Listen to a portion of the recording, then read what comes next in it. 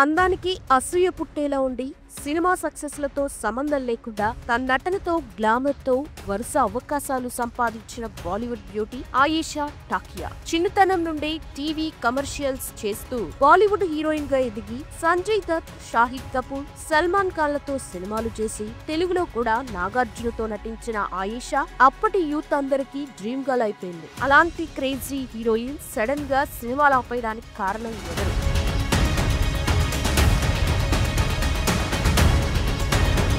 ఒకేసారి అంతమందితో ఎఫ్ఐఆర్స్ నడిపిందా? ఆ sex tape లో ఉన్నది ఆయేషానేనా? ఎమ్మెల్యే కొడుకుతో పెళ్లి కోసం ఆయేషా తన మతాన్ని మార్చుకుందా? ప్లాస్టిక్ సర్జరీ ఫెయిల్ అవ్వడం వల్లే ఆయేషాని ఎవరు గుర్తుపెట్టుకోలేకపోతున్నారా అనే విషయాలు తెలుసుకోవాలంటే ఈ వీడియోని ఇక్కడ స్కిప్ చేయకుండా చివరి వరకు చూడండి.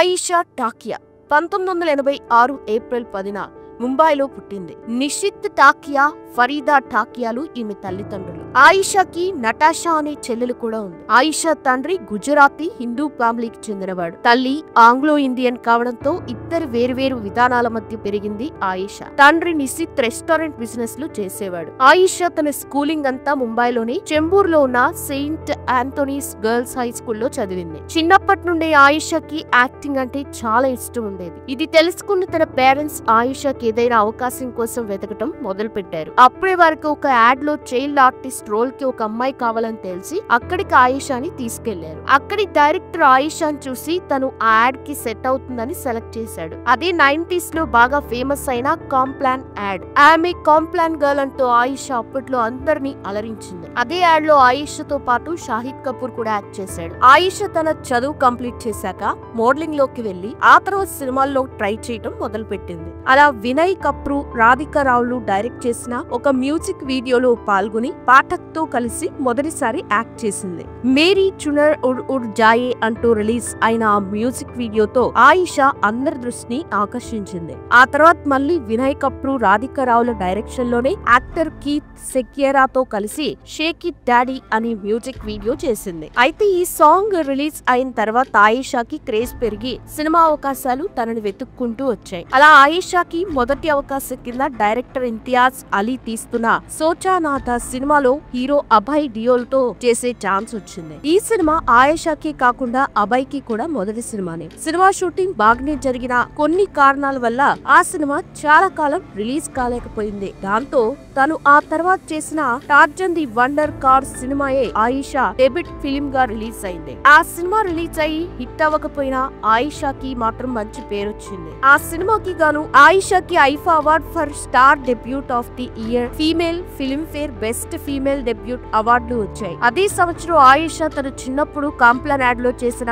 షాహిద్ కపూర్ తో దిల్ మాంగే మోర్ అనే సినిమా చేసిన అది కూడా అంతగా ఆడలేదు. కానీ ఆ సినిమాలో యాక్ట్ చేసిన షాహిద్ కి ఆయిషాకి మంచి పేరొచ్చి రిజల్ట్ తో సంబంధం లేకుండా అవకాశాలు వచ్చాయి. ఆయిషా తను మొదటిగా చేసిన సోచానాథ సినిమా ఎట్టకేలకి 2005లో విడుదలైంది. ఆ సినిమాకి క్రిటిక్స్ నుండి మంచి రివ్యూలు వచ్చిన బాక్సాఫీస్ దగ్గర సినిమా యావరేజ్ గానే నిలిచింది. అయితే సినిమా టాక్ తో సంబంధం లేకుండా ఆయిషాకి వరుస అవకాశాలు వెతుక్కుంటూ వచ్చాయి. ఆ తర్వాత ఆయిషా చేసిన Shaadi number 1, home delivery movies కూడా అంతగా ఆడలేదు. అప్పుడే ఆయిషాకి మన తెలుగులో పూరి జగన్నాథ్ తో చేస్తున్న సూపర్ మూవీలో హీరోయిన్ గా ఛాన్స్ వచ్చింది. ఆ సినిమా రిలీజ్ అయ్యి మంచి టాక్ తెచ్చుకుంది. ఆ సినిమాలో ఆయిషా అందాల్ని చూసిన అందరూ తను ఇక్కడ స్టార్ హీరోయిన్ అయిపోయింది అనుకున్నారు. కానీ ఆయిషా కొన్ని కారణాల వల్ల ఆ తర్వాత ఇంకే సౌత్ ఇండియన్ మూవీలో కూడా యాక్ట్ చేయలేదు. మళ్ళీ బాలీవుడ్ కి వెళ్లిపోయిన ఆయిషా అక్కడ వరుసగా cash, blood brothers, so smoking, Sunday వంటి సినిమాల్లో నటించి మంచి నటిగా గుర్తింపుని తెచ్చుకున్న ఆ సినిమాలు కూడా అంతగా ఏం ఆడలేదు. దాంతో తీసిన అన్ని సినిమాలు ఫ్లాప్ అయినా ఒకే ఒక్క హీరోయిన్ గా రికార్డ్ కొట్టింది. సినిమా ప్రొడ్యూసర్స్ కూడా ఆయిషాని ఐరన్ లెగ్ గా భావించి తనని తమ సినిమాల్లోకి తీసుకోవాలంటేనే భయపడేవారు. అప్పుడే తెలుగులో సూపర్ డూపర్ హిట్ అయిన మహేష్ బాబు పోక్రీ సినిమాని బాలీవుడ్ లో ప్రభుదేవా, సల్మాన్ ఖాన్ ని హీరోగా పెట్టి వాంటెడ్ అనే సినిమా తీస్తున్నాడు. ఆ సినిమాలో హీరోయిన్ రోల్ కోసం సల్మాన్ పక్కన ఆయిషాకి అవకాశం దొరికింది. ఈ సినిమాలో ఆయిషా ఏరోబిక్స్ టీచర్ గా చేసింది. వాంటెడ్ మూవీ 2009 లో రిలీజ్ అయి బ్లాక్ బస్టర్ హిట్ అయింది. 5 ఏళ్ల కెరియర్ లో ఆయిషాకి ఇదే ఫస్ట్ హిట్ సినిమా. దాంతో ఆయిషాకి ఉన్న ఐరన్ లెగ్ అనే ట్యాగ్ పోయింది. వాంటెడ్ సినిమా సక్సెస్ తో ఆయిషా వరుస సినిమా ఆఫర్స్ తో స్టార్ హీరోయిన్ అయిపోతుందేమో అని అనుకున్న అందరికీ ఇక సినిమాలు ఆపేస్తున్నట్లు ప్రకటించి 2009 మార్చి 1న తన long term boyfriend Farhan అజ్మీని పెళ్లి చేసుకుంది. కానీ పెళ్లికి ముందే 2 సినిమాలకు కమిట్ అయి ఉండడం వల్ల పెళ్లైన తర్వాత సంవత్సరానికి ఒకటి చొప్పున 2010లో పాఠశాల, 2011లో 3 సినిమాలు చేసి సినిమాలకి గుడ్ బై చెప్పింది. ఆయిషా తన భర్త ఫర్హాన్ కన్నా ముందు సిద్ధార్థ కొయిరాలతో డేటింగ్ చేసింది. ఆ తర్వాత అతడితో మనస్పర్ధలొచ్చి విడిపోయి అస్మిత్ పటేల్ తో తిరగడం మొదలుపెట్టింది. అయితే అప్పుడే అస్మిత్ పటేల్ హీరోయిన్ రీమా సేన్ లా సెక్స్ టేప్ MMS వీడియో బయటికి లీక్ అయింది. దాంతో ఆయిషా అతనికి బ్రేకప్ చెప్పి కొంతకాలం తర్వాత ఆయిషా తండ్రిలాగే రెస్టారెంట్లు బిజినెస్ లు చేసి ఫర్హాన్ తో పరిచయం ఏర్పడింది. ఆ తర్వాత ప్రేమగా మారి 3 సంవత్సరాలు డేటింగ్ చేసి అతన్ని పెళ్లి చేసుకుంది.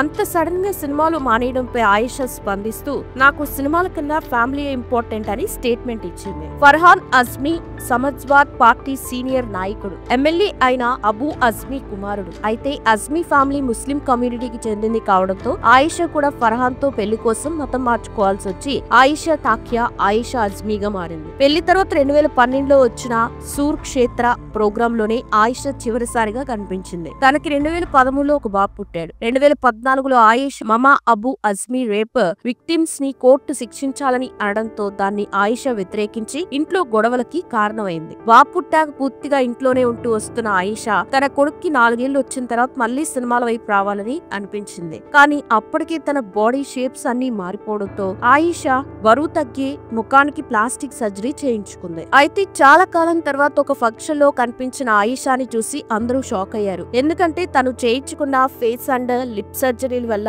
ఎవరు తనని గుర్తుపట్టలేనంతగా ఆయిషా మారిపోయింది. ఆ తర్వాత ఆయిషా ఫోటోస్ మీడియా అంతా వెళ్లి అందం కోసం ఇంత పని చేసావా అంటూ అందరూ ట్రోల్ చేశారు. ఆ మాటల్ని ఆయిషా అంతగా పట్టించుకోలేదు. 3 నెలల తర్వాత ఆయిషా మరో ఫంక్షన్ లో కనపడి మొదటిసారి కన్నా కొంచెం బెటర్ గా తయారైంది. మళ్ళీ కొంతకాలం తర్వాత మరో చోట కనపడి ఇంకా బెటర్ గా తయారైంది. దాంతో ఆయిషా చిన్నగా సర్జరీలు చేయించుకుంటూ తన పాత రూపాన్ని తిరిగి తెచ్చుకోవడానికి ట్రై చేస్తుందని అందరికీ అర్థమైంది. ఆ తర్వాత ఒక ఇంటర్వ్యూలో మాట్లాడిన ఆయిషా తన సర్జరీల గురించి స్పందిస్తూ నేను ఆన్లైన్ లో కనిపిస్తున్నంత దారుణంగా ఏం లేనని, కావాలని కొందరు తన ఫోటోల్ని అలా క్రియేట్ చేశారని, అందంగా ఉండాలని ఎవరు కోరుకోరు, నేను కూడా అందుకే ఇలా ట్రై చేశానని నవ్వుతూ చెప్పింది ఆయిషా. మళ్ళీ సినిమాలు చేసి రానున్న రోజుల్లో మంచి యాక్టర్ గా పేరు తెచ్చుకోవాలని చూస్తుంది ఆయిషా. చూసారు కదా ఫ్రెండ్స్, ఆయిషా టాకియా మీద మీ అభిప్రాయాన్ని కామెంట్స్ లో తెలియచేయండి. అండ్ వీడియో గనక నచ్చితే లైక్ చేయండి, షేర్ చేయండి, ఛానల్ ని సబ్స్క్రైబ్ చేసుకోండి. Thanks for watching.